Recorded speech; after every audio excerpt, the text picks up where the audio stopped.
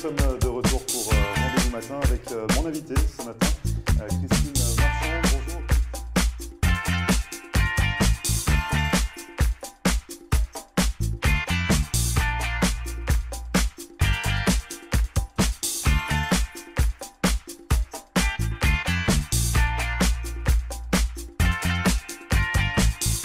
Bonjour à tous, bienvenue, merci de regarder Rendez-vous Matin. Nous sommes le mardi 18 juillet et aujourd'hui nous nous intéressons à l'art culinaire français avec Jérôme Fayolle qui est chef de sa propre compagnie de traiteurs, Fayolle Gourmet. Jérôme Fayolle qui est également originaire de Lyon, la capitale de la gastronomie et qui me rejoindra dans un instant sur le plateau pour nous faire partager sa passion pour la cuisine. Juste avant, c'est la météo avec quelques nuages prédominants pour aujourd'hui dans le sud de la Floride, quelques pluies également par endroits. Côté Mercure, il fait actuellement 28 degrés sur Hollywood et on attend jusqu'à 31 degrés au meilleur de la journée, 87 degrés Fahrenheit. Ne bougez pas, on revient juste après ça.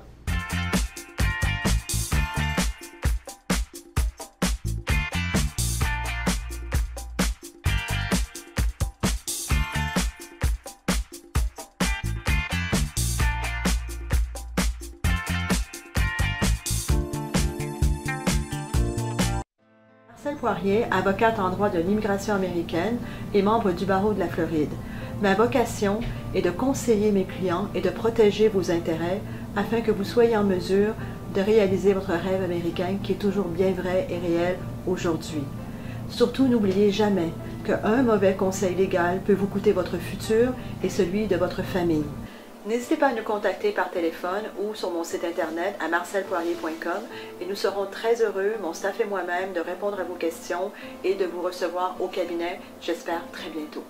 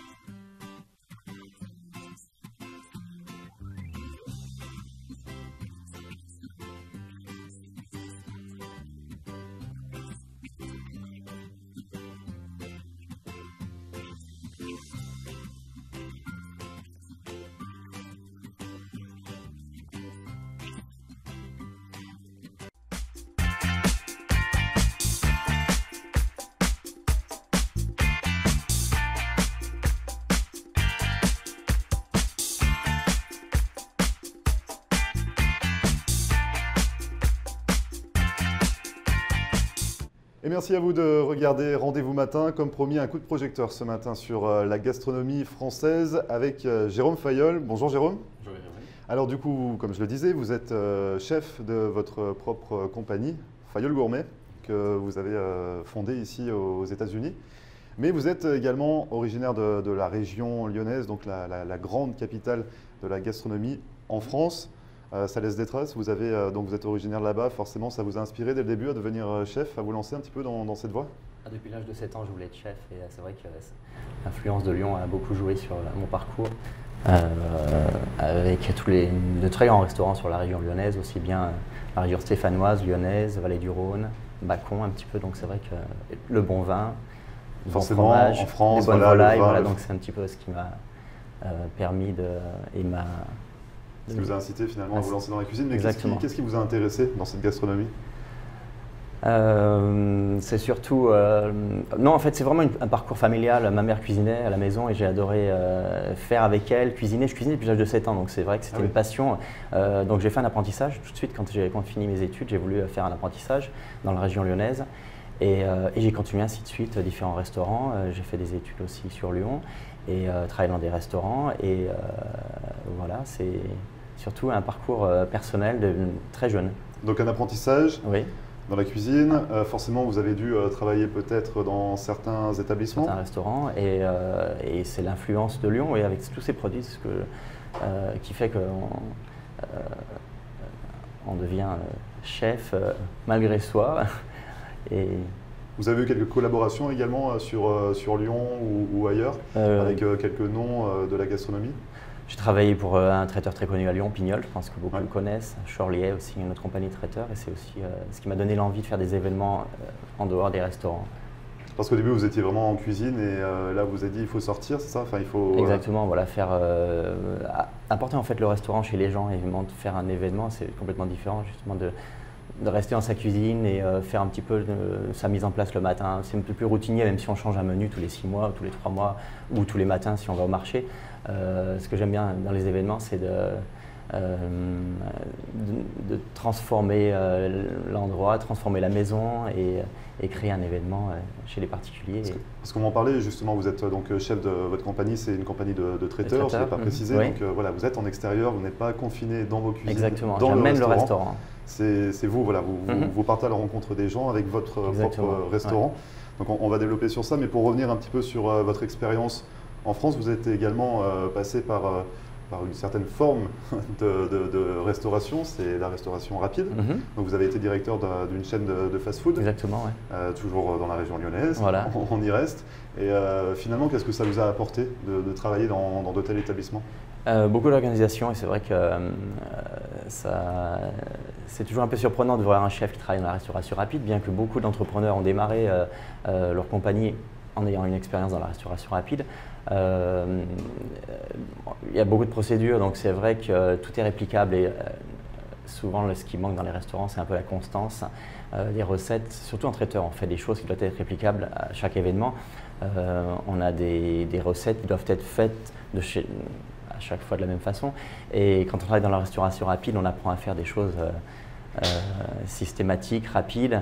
On apprend aussi à recruter, on apprend à gérer des stocks, on apprend à gérer du personnel, à gérer des situations difficiles parfois. Et c'est vrai que c'est une très bonne expérience qui peut être surprenante quand on est chef. Donc on ne parle pas beaucoup de la nourriture, on parle pas forcément, de l'organisation. Bien qu'il y ait des recettes bien sûr, mais c'est vrai que j'ai pourtant pas perdu mon côté chef quand j'ai eu cette expérience-là, parce que j'ai toujours cuisiné chez moi, à l'extérieur pour mes amis, et j'y suis revenu, c'est pour ça que je suis là.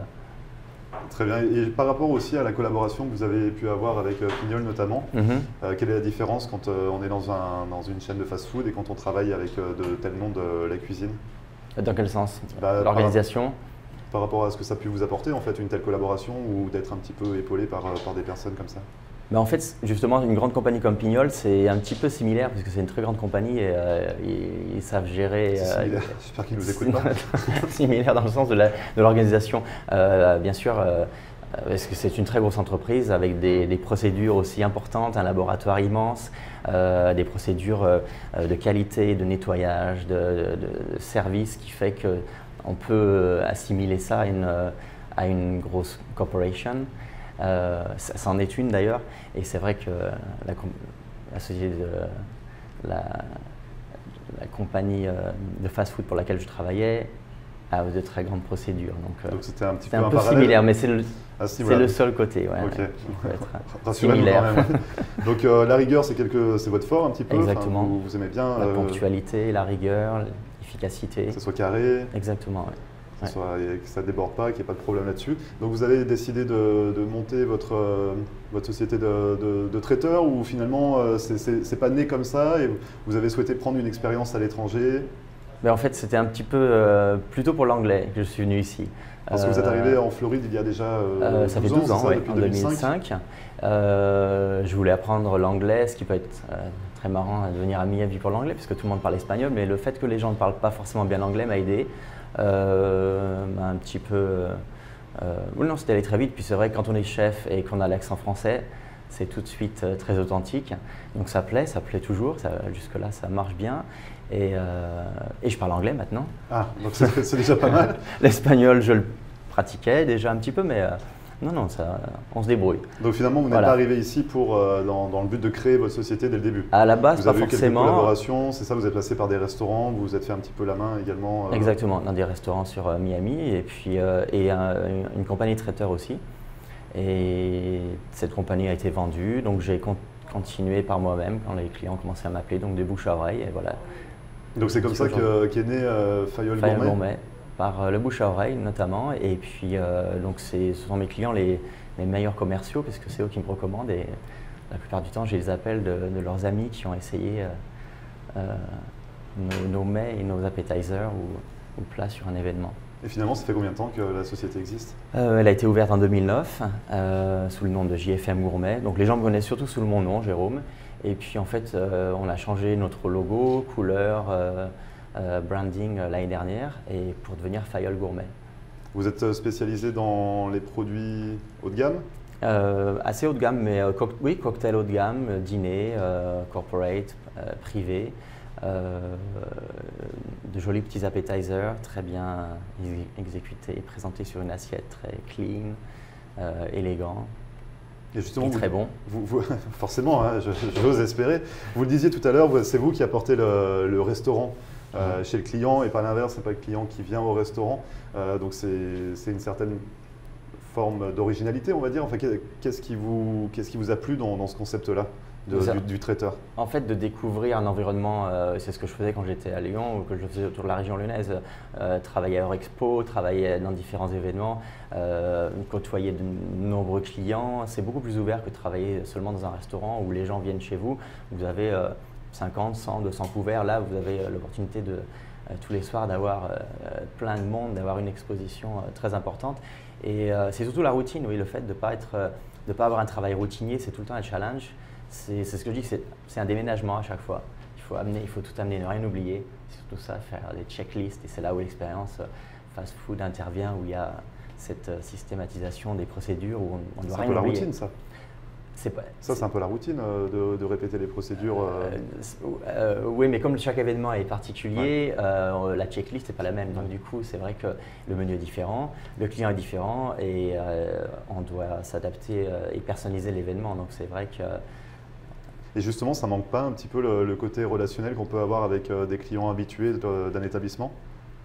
Non, pas du tout, au contraire, parce qu'on rencontre justement des gens nouveaux et même si les clients répètent un événement, ils ont de nouveaux invités et c'est toujours agréable d'avoir à répéter un événement chez un client qui nous reprend, et d'autant plus gratifiant.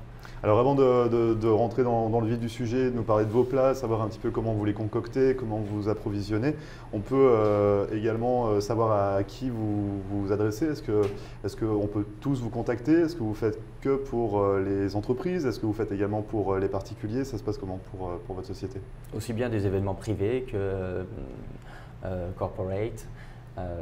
Petit, grand, je vais dire des dîners au-delà des 10-15 personnes par exemple, mais c'est vrai qu'on est spécialisé dans des cocktails, dans des dîners.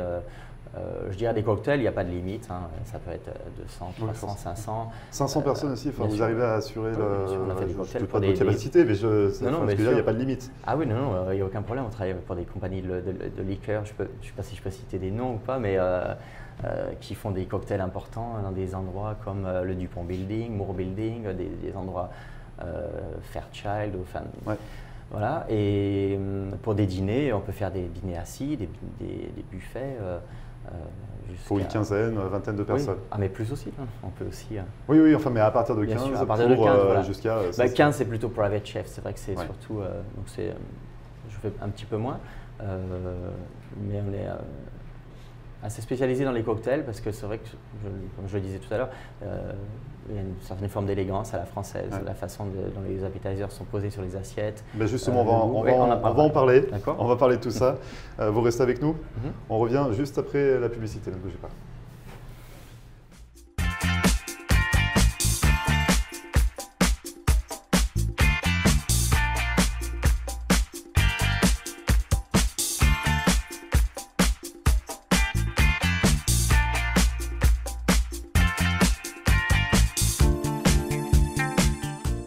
Le lycée franco-américain de Cooper City organise ses camps d'été à partir du 12 juin jusqu'au 4 août.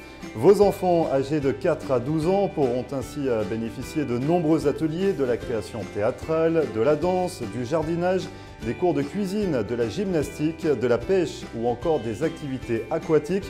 Ces camps d'été offrent également des cours intensifs en français, espagnol et anglais, permettant à vos enfants d'acquérir ou de perfectionner ces langues tout en s'amusant. Pour plus d'informations et pour toute souscription, contactez le lycée franco-américain de Cooper City par téléphone au 954 237 0356 ou sur internet www.lycéefrancoam.org.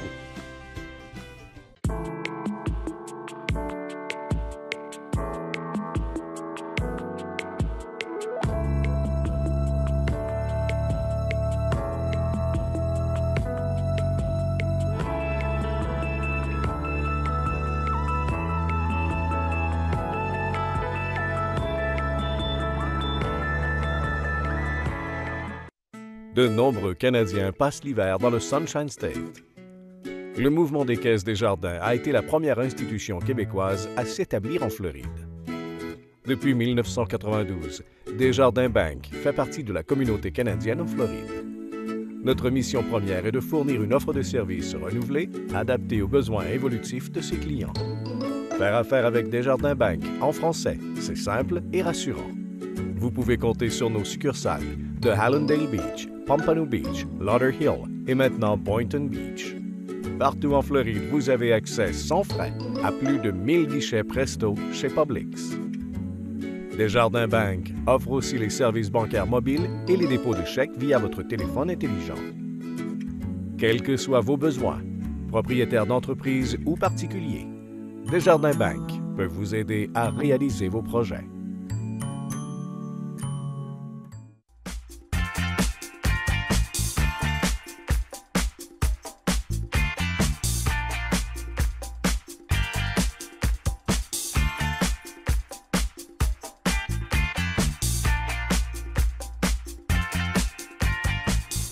Merci de regarder Rendez-vous Matin. Je suis toujours en compagnie de Jérôme Fayolle, qui est chef de sa compagnie de traiteurs, Fayolle Gourmet sur Miami.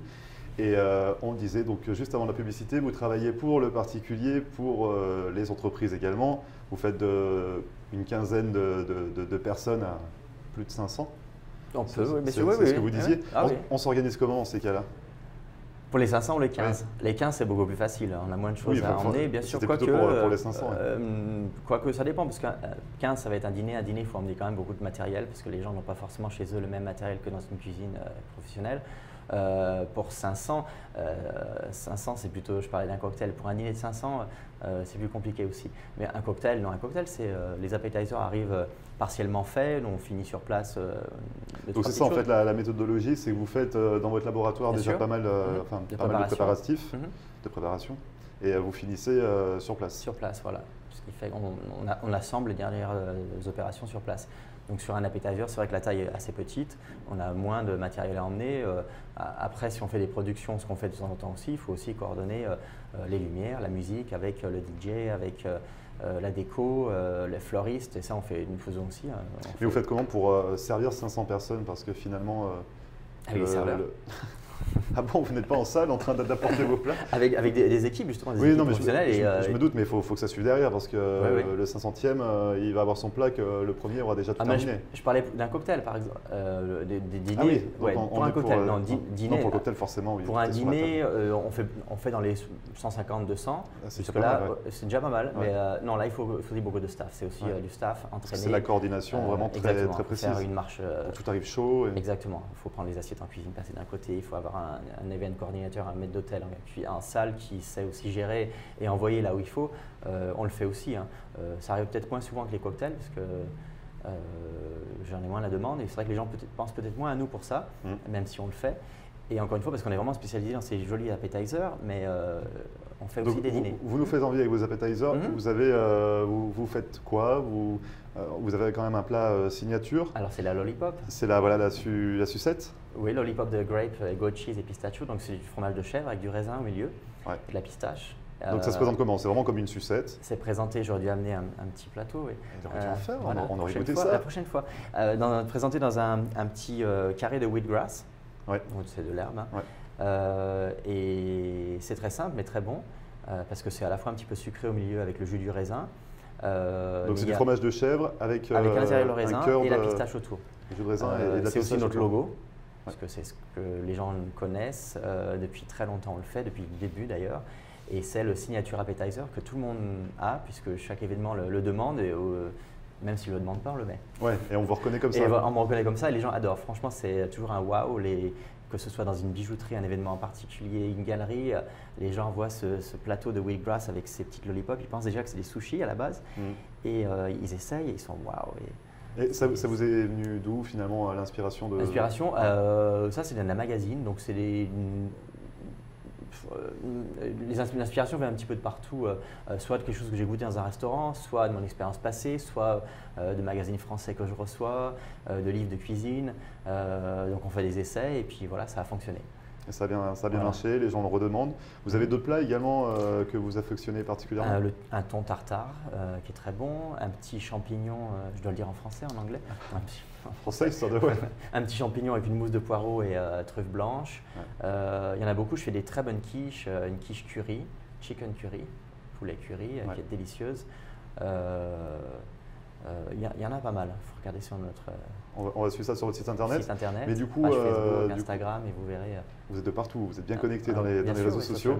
Du coup, l'inspiration, donc, vous la trouvez dans des magazines, dans ce que vous goûtez, et puis peut-être de la création personnelle parfois, ou ça arrive… La création, elle vient sous une inspiration de ce qu'on a goûté, des voyages. J'étais au Pérou l'année dernière, c'est vrai qu'à Lima, et au Pérou, il y a une inspiration, je dirais, européenne, et de seafood.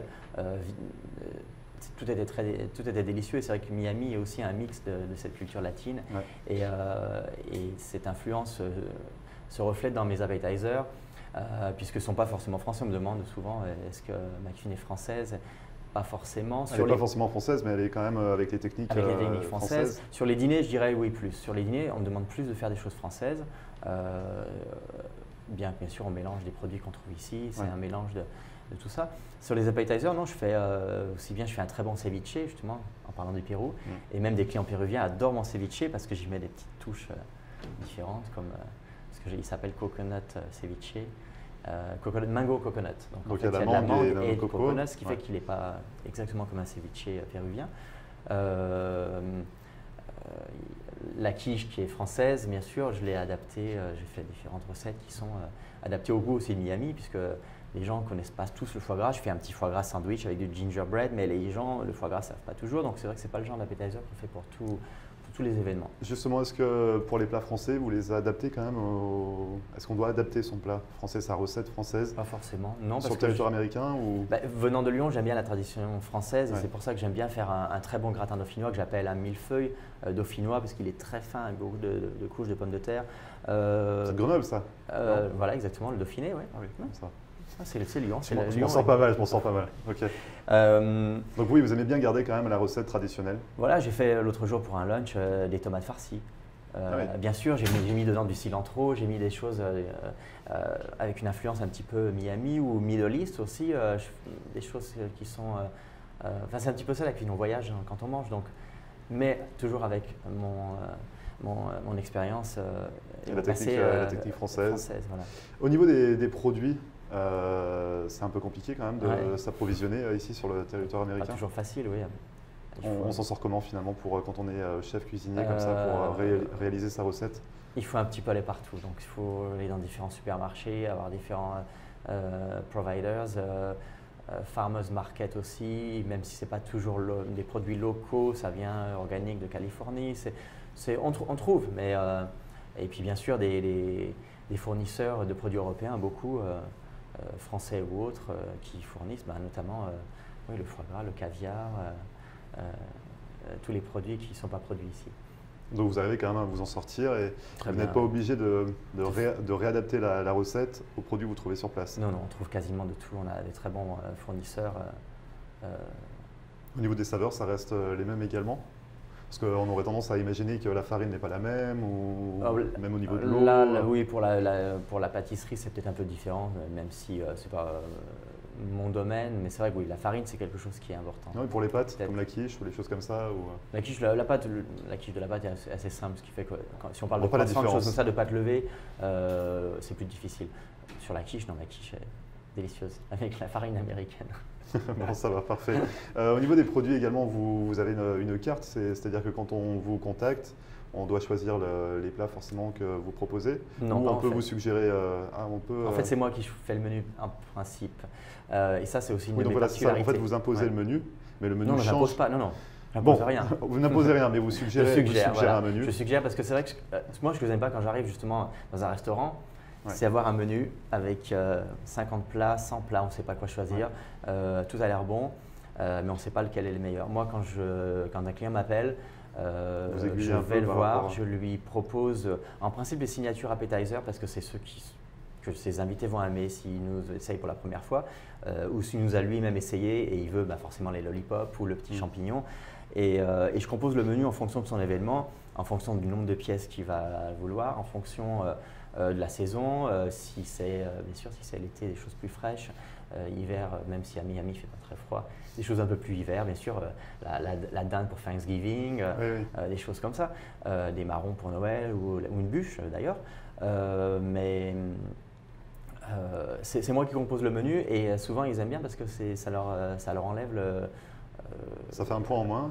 Ça va exactement, parce qu'ils ne savent pas toujours, en plus ils ne connaissent pas forcément les ingrédients. Bien sûr, je leur explique, je leur fais une proposition, je vais les voir pour notre premier entretien et en principe c'est waouh, j'adore ça, oui ça comme ça, oui c'est très bien.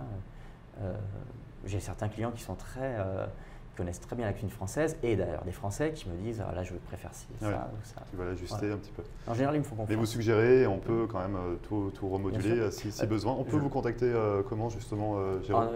Par téléphone, mon email.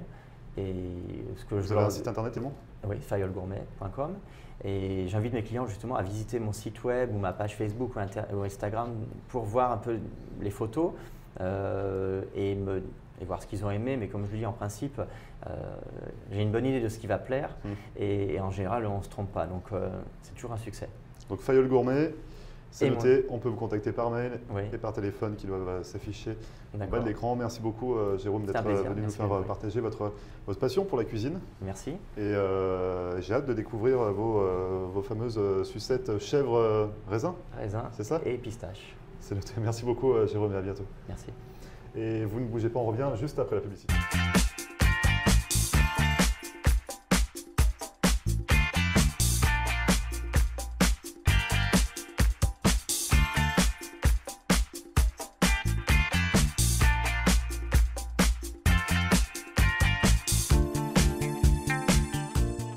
Le mouvement des Caisses des Jardins a été la première institution québécoise à s'établir en Floride, et ce, dès 1992.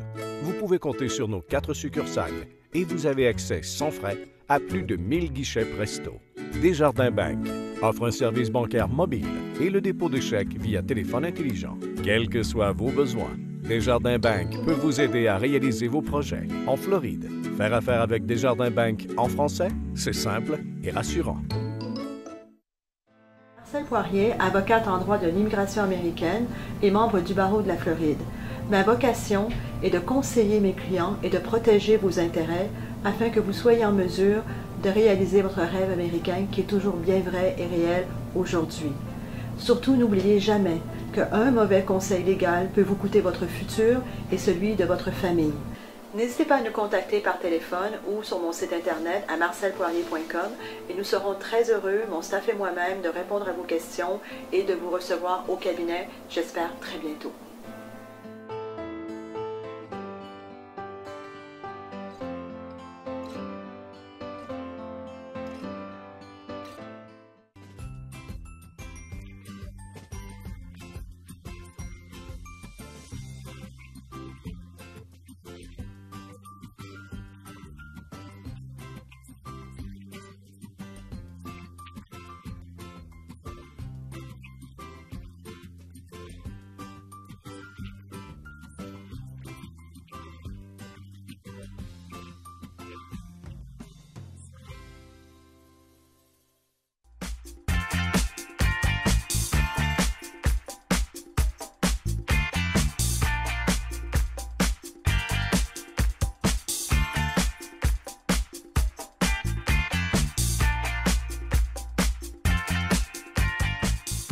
Merci à vous d'avoir suivi Rendez-vous Matin, c'est fini pour aujourd'hui. On se retrouve demain pour une nouvelle émission. En attendant, vous pouvez voir ou revoir cette émission en podcast sur notre page Facebook floride.tv et n'hésitez pas non plus à nous contacter sur floride.tv@gmail.com. Je vous souhaite une excellente journée et on se retrouve demain à 9h. À demain.